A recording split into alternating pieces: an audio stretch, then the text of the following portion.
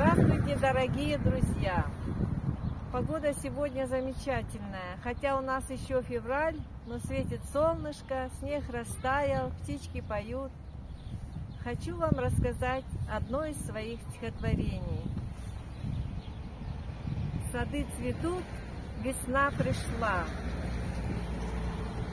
Сады цветут, весна пришла, а с ней великая победа. Был свергнут враг, война прошла, и вон ушли лихие беды.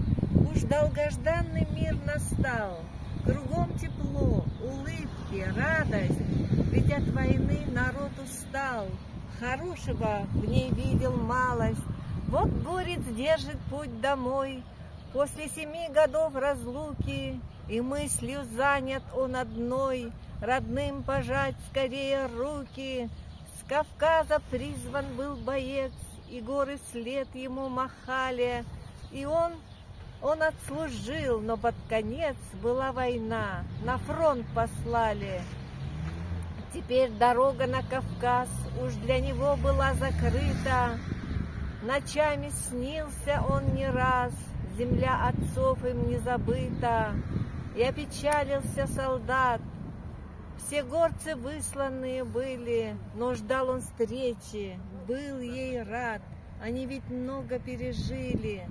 Скорей бы к маме и к отцу, сестер своих обнять живыми, как было радостно бойцу, как был он счастлив встречи с ними.